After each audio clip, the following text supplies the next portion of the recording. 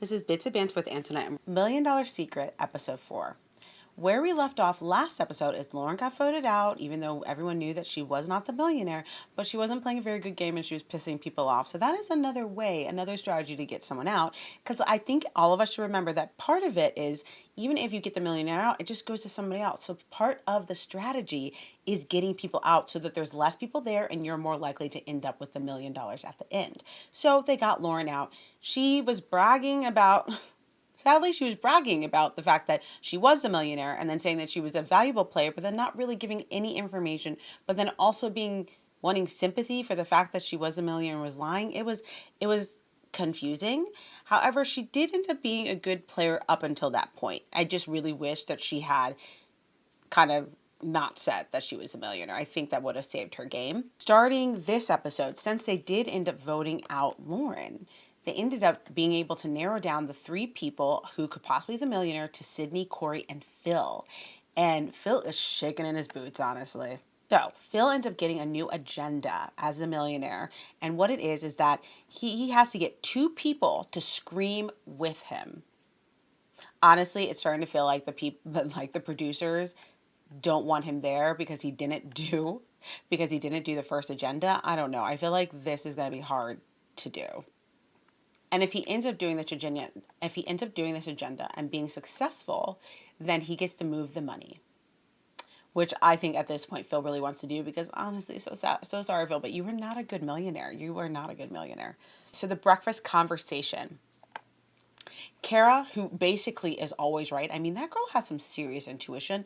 She is like, Phil's a millionaire. She's been saying that since yesterday. And then Phil, while he's trying to rack his brain on how he's going to get everyone to scream, he ends up breaking his tooth on bread, which I'm like, Boo Bear. That was honestly made me feel really sad because teeth are important. And honestly, if it was me, like my teeth are like my pride and joy, I would be crying. This wasn't part of my agenda. No, it was not. But I also thought because he literally said that out loud, I thought other people were going to kind of notice that. And they're like, what agenda? I was like, Phil, I'm going to need your head in the game, dude. Okay? The next activity is to make a drink with the correct amount of whiskey and ice. And they break everybody up into 3 groups. The 3 groups are, first, Team A is Phil, Sydney, and Kyle. Team B is Jamie, Sam, and Chris. And Team C is Lydia, Corey, and Kara. So the 2 team members will travel, 2 of the team members from each group will travel by boat. And to a distillery to collect whiskey from a cask by solving a puzzle, which ends up being a Sudoku puzzle. And then the other team members will go into the helicopter. I was like, I feel like they must have had a really good amount of money, like for this show. The other team members will go into a helicopter to a glacier and will wait for information from their teammates. And when they go to the glacier, they have to, chop up some ice. So the people picked to go to the whiskey distillery are Kara, Chris, Jamie, Kyle, Lydia, and Phil. And the people picked to get ice are Corey, Sydney, and Sam. And Corey or Sydney are honestly feeling very, very stressed right now because they have a big target on their back. As well as Jamie does too, because Lydia has a vendetta against Jamie because of the whole round table mimicking situation. And I'm like, honestly, girl, you were like a dog with a bone. Get over it. We got to move on. Has anyone not seen Traitors? I'm not saying like Jamie isn't my favorite person, but let's be real. But like, I'm just ready to move on. Lauren's gone. Why are we still talking about this? It does make me feel like Traitor has the right, even though a lot of us have wanted for Traitors for them to not have celebrities or like other reality TV, but this show is making me feel like maybe there's a reason why they do, because it's definitely feeling like this cast holds on to vendettas very much. Like they end up like either hating each other or loving each other and be like da da da da, and it's just like this is a game. I just don't feel, and it's like for the smallest things they're holding grudges, and I'm like, let's move on. So I do feel like maybe what Million Dollar Secret needs to do is maybe get some not regular people, but maybe some of the people from their other shows to play this game. Because from what I'm seeing from this group, I don't know if regular people can handle this. Corey's trying to figure out a way to because apparently nobody likes Sydney either. Lydia also, surprise, surprise, had a vendetta against Sydney. And I don't know what Sydney's done at all, but okay. But so Corey is trying to get Sydney out and trying to figure out how he can pin things on her because he knows that people don't like her.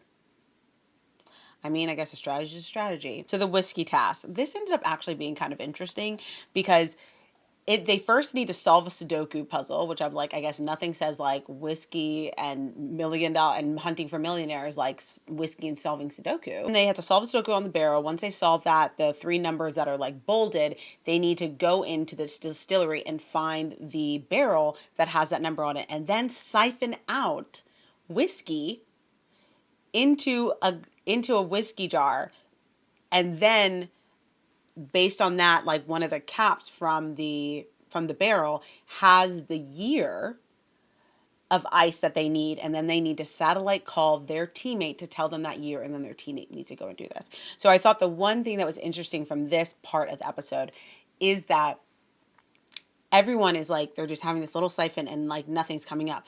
But then Kyle literally starts sipping it like a Capri Sun to get more whiskey out of it. And I was like, oh, that's smart. That's super smart. It seems like maybe you've done that before. Also, I really hope that they get rid of that barrel because that's disgusting. The people who end up finishing that task first are Kyle and Phil. They end up finishing first. They call Sydney, they give her the number 45, the year 45, and Sydney ends up running. And then she slips on the ice. And Corey, and I'm sorry, Corey, I don't know if he's ever going to be right because I'm sorry, this guy just like does not have good intuition. He's like, maybe that was maybe that was a millionaire agenda to slip. What? She is running down snowy ice. What do you mean, Corey? What do you mean, Corey? So Sydney's the first one, and she is like going at that ice. Then Corey is second, and then Sam is third. And then they all go back to their respective places and make the drink. And Sydney, Phil, and Kyle are the ones who win, and they go into the trophy room. During lunch, Phil is still trying to figure out how to do this scream contest, which I'm like, I really feel like they're trying to get him out. So he's thinking about, and then he also starts crying, which I think is real because his tooth is chipped. And he's like, maybe I could use this to get people to scream with me. And he's like, I feel like I'm going to scream, blah, blah, blah. Like, will you scream with me? And then Sam's like, yeah, I'll scream with you. And, Sydney's like, we will too. So then they all end up screaming together. And then that's when Corey's like, is that the agenda? Which is like, yes, it is. And it was just so obvious. I don't know what else he could have done. If it was me, I think I would have maybe, I don't know, said there was a mouse or something, or like acted like, or like tripped and screamed, or like sat up near the ledge and like acted like I was going to fall over or something. I don't know. Like, or like push two people in the pool. Something like that. Something. I feel like I would have done something else other than that because like he brings up the word scream and it's just whatever. So the agenda is completed. So then they get into the trophy room. And it's Sydney, Phil, and Kyle. They end up choosing Kyle to be the one to pick, to be the one to get the clue about the millionaire. Which honestly, I feel like the trophy room situation needs to be a little bit different. It's just, this game's just starting to feel a little bit repetitive, honestly. Like, and the clues for the millionaire are just so obvious. Is anyone else feeling that way? Go into a trophy room. Kyle gets a clue, and the clue is that the millionaire finished their agenda, and the theme was a famous horror movie. Who doesn't think of Scream?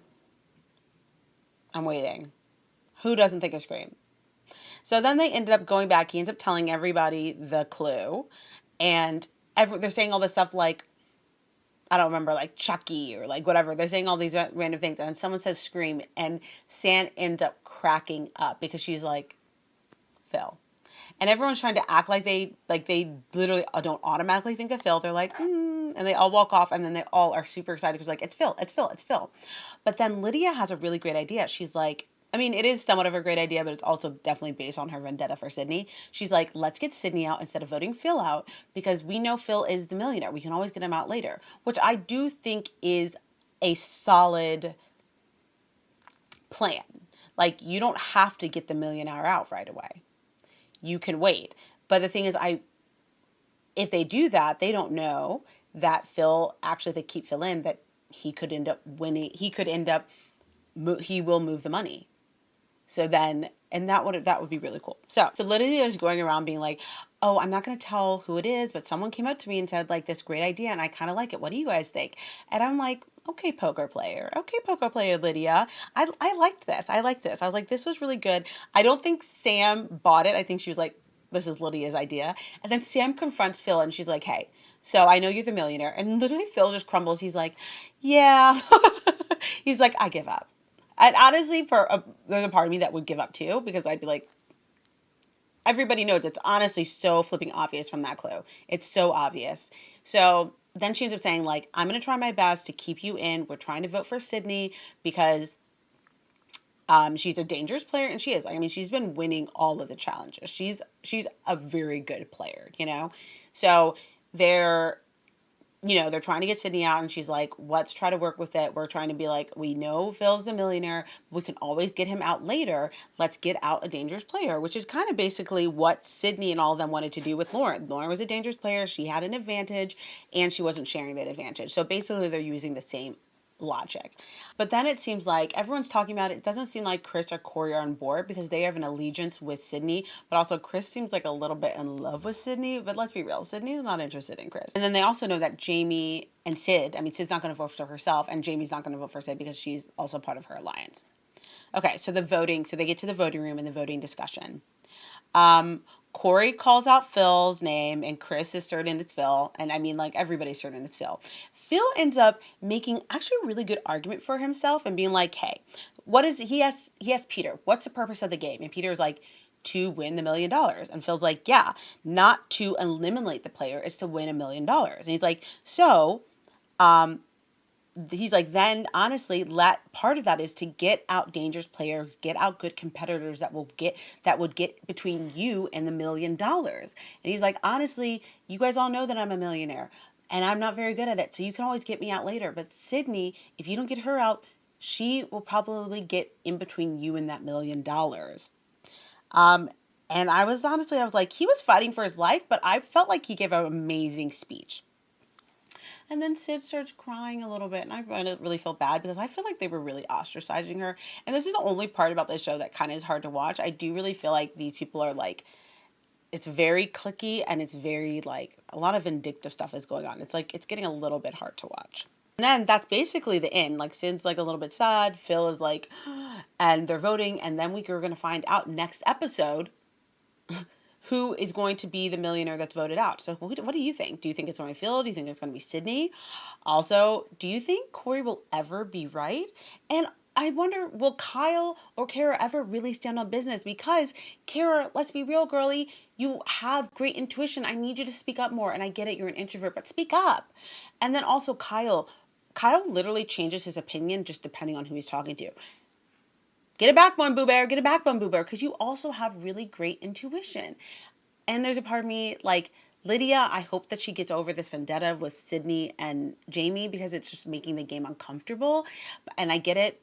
Lauren's your girly, and I love a girl's girl. I love when people stand up for their girlies, but she's gone. She's gone. Like, let's just play the game. And Jamie, you know what?